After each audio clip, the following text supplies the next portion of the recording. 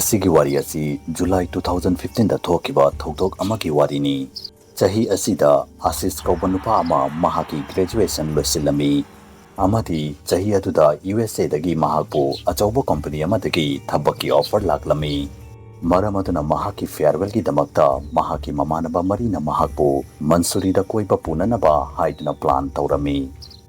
Plan gi matungina Ashish na USA chatringai gi hafta animuki mamangda makhoi numit humni trip ta Manipuri da chatlami. Ahan bagi numit nini di makhoi gi trip atu fajana amadi harauna leirami. Makhoi na mafam chatuna Manipuri gi fajaraba mafam kaya amasu yenglami. Adubu makhoi gi trip atu ki aroiba numit aduda Ashish na Manipuri gi maming chatlaba hotel Havoc yengning yamadi chatlusi haiduna hairaklami. Adubu hotel Havoc hairiba sigi maramda Manipuri gi mipum khudimakna akiba amadi hotel asida thokhiba thokdok kaya amagi wari taraba matungda ataba singna kidaba ngamloi haiduna hainei. Haina balai madudi hotel aduda British Duchess haibadi British lukhrabi nupi amagi thawai koipai paiduna lei amadi nupi aduna hotel aduda lakpa mi khudingmakpu hatnaba honnei. Adubu Ashish na hotel asigi wafam asi thau saramde amadi mahaki mamanaba singda hotel aduda chatlusi haiduna yamna kanna haijarami. Trip adu mahaki farewell oibana mahaki mamanaba sing adunasu mahaki wafam adu yarami. Adubu makhoi gi decision asi makhoi gi punsigi khwaidagi asoiba decision ni habasi makhoi khanglamde. Numit adugi ahingi pung ani muktarakpa adwaida Ashish amadi mahaki mamanaba sing adu hotel Havoc yauraklami. Hotel adugi card aduna makhoibu hotel adugi manungda changdanaba haiduna yamna kanna haijarami. Adubu Ashish di guard aduna hairiba wa adu yaninglamde amadi mahaki mamanaba sing aduna guard aduda paisa khara piraga hotel adugi gate adu hanghalami. Makhoi mangana hotel adugi manungda hek changakpaga Ashish sor honbada yamna waraklami. Mahak sor honbadu ipun phungatpagum taurami. Hotel adugi manung aduda namthiba manam amasu namlami amadi makhoi gi phone aduda su network amata leiramde. Makhoi tapna hotel adugi manungda changlami. Adubu hotel adugi khara manungda changlaba matungda Ashish na makhoi mayam adugi maraktagi makhoi gi mamanaba ama makhoi gi marakta yaudabagum taurami. Maduda makhoi na mafam adugi akoibadu yenglubada tasengnamakki makhoi gi mamanabi neha mafam adudagi mangki amadi mafam aduda uba fanglamde. Madu ubada Ashish na mahaki mamanaba taising aduda nehagi maramda hangbada makhoisu nehagi maramda karimata haiba ngamlamde amadi khanglamde. Ahan badadi Ashish na masipumna magasi mangonda phagi tauduna laknaribara haiduna khalami. Adubu kuiraba matamdagi neha mafam aduda laktabaduda Ashish amadi mahaki mamanaba sing adu khara mathamoi adu waba hengalaklami. Maduda Ashish ki Rabi kouba mamanaba mana yamna sauna. Aina haidro mafam asida chatloisi haidana nangna haimanbaduda aikhoisu yaningdana yakhibani nehado kadaida chatkrabano khangde hojik haiduna hairaklami. Ashish ki mamanabaduna wafam adu hairingaida hotel adugi ka amadagi kanaguma mana yamna kanna laubagi khonjel ama taraklami. Khonjel adu tabaga makhoi mari ka adu tamna kanna chenduna chatlami. Adubu makhoina ka adugi manungda hek changbaga makhoina ukibadu makhoi thajaba ngamlamde amadi masa pumbagi tu adu chap yunglami. Makhoina neha ka adugi fen aduda thauri yanduna leiramba thengnaki. Neha ki mamid adu mapanda chongthoktuna leirami amadi mahaki mamid aduna Ashish pu munna yengtuna leiramba sumalami. Madu ubada Ashish kiman kiduna maning hantharaklami amadi yamna kanna laurami.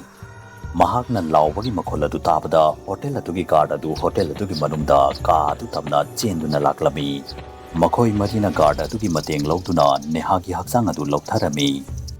Ashish ki mamanaba mana nehagi mihun adu paituna yenglaba matungda yatre hairaga mangak samadu nomlaklami.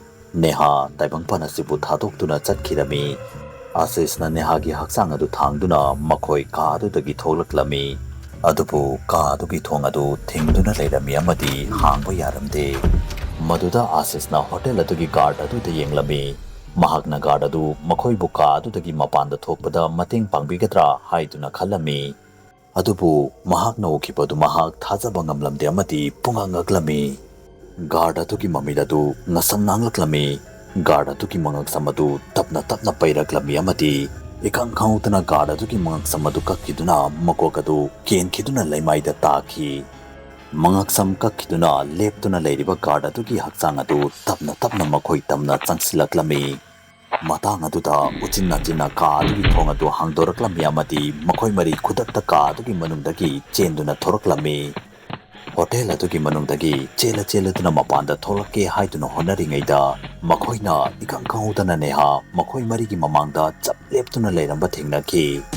Madobada makhoi pungangaklami maramdi nehagi asiba hakchang adu asisna thangduna leirami. Makhoina hojik tawgadoribasi karino haibatu makhoi khanglamde. Amaromdana nehaga masak chap manaba nupi ama makhoi mari tapna changsilaklami amadi corridor adugi amaromdagina makok yaudraba hotel adugi guard adu tapna changsilaklami. Asisna wakal ngaihak khallaba matungda mahaki khawdagi lighter ama lokthokhlami amadi lighter adu chukhallaga nehaga masak chap manaba nupi adu tamna langami. Adubu makhoi ki mamit mamang maktada lighter adu nupi adugi hakchang adu phawduna chatlami. Amadi nupi adugi masak adusu khudakta olaklami. Makhoi ki mamangda nehagi mahutta British lukhrabi nupi adugi thawai adu leptuna leirami. Nupi adugi tamthiraba amadi akiba saktam adu ubada makhoi mari yamna kirami. Makhoina leptuna nupi adubu yengduna leiringaida ikang khaudana nupi adu makhoi marigi manakta amuka hena changsilaktuna leplami. Nupi aduna mahaki sanglaba khujing amadi makhud adu makhoi mari tamna tingthoraklami. Matang aduda makhoi myamgi maraktagi nupa amana hotel adugi ka ama hangdoktuna leiramba uki. Makhoi mari khudakta ka adu tamna chenduna chatlami. Ashish amadi mahaki mamanaba ani amadi ka adugi manungda changlaki. Adubu neha amadi ravi lukhrabi nupi adugi khayata tarami. Ashish amadi mahaki mamanaba singaduna ravi amadi nehabu kananaba araiba mapangal sizinaduna honarami. Adubu lukhrabi nupi adubu karimata tawba ngamlamde. Makhoi ahumna hojik khalliba haibabu makhoi gi mamanaba ani asibu nupi asigi makhutagi karamna kanba haiba sini. Matang aduda Ashishna ka adugi manungda thongnaw ama urami. Thongnaw adugi mingsel adu khara kairami. Ashishna thongnaw adugi mingsel adu thugairami amadi makhoyom hotel adugi manakta leiramba ching amada chenduna changlami.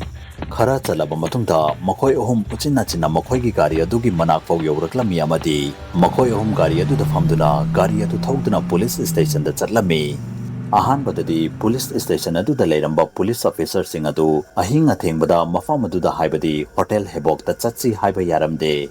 Adubu makhoi ahumgi phibam adu bada police officer sing adu mafam aduda chatpagi wafam adu yarami. Police na mafam adu yauduna hotel adugi manungda changbaga neha amadi ravigi hakchang adu taaduna leiramba thengnaki. Yamna ngakpadi neha amadi ravi makhoi animaki sor adu tapna holami.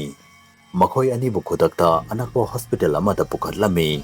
Police na hotel aduda chatuna hotel adugi investigation tawbada hotel adugi manungda makhoina nupi amata leiba uramde amadi guard adugi makok amadi hakchang adusu leiba uramde. Adubu Ashish police officer amagi maningda yamna kina leptuna hotel adugi thongnawda yengduna leirami. Thongnaw aduda British lukhrabi nupi amadi makok yaudraba hotel adugi guard adu leptuna leirami. Nupi aduna Ashishbu munna yenglaklami. Adubu Ashishna wafam asigi maramda kanamatada karimata hairamde. Amadi makhoi mafam adudagi mayumda halaklami. Ashish amadi mahaki mamanaba mari makhoi mangama karimata tawdana hanagi punsigum normal da leiri. Ashish hojiki matamda America da thabak tawri. Thokdok adugi matungdagi mahak India da amuk hana halakide. Adubu Ashish amadi mahaki mamanaba singaduna numit adugi ahing adu kawwa ngamgani haiba thajade. Adomna wari asigi maramda kari khali haibadu commenta soidana haibiramo. Facebook ta Manipuri horror story gi Facebook page fu follow tawiramo. Loinana karigumba wari asu mayamna pambi targadi channel asibu subscribe tawiramo amadi video asibu like and share amamta tawiramo. Mathangi video da amuk unarasi habsga loinana yangkopam loyangan bana mayam pumna mukti kainabagi yathang nizari.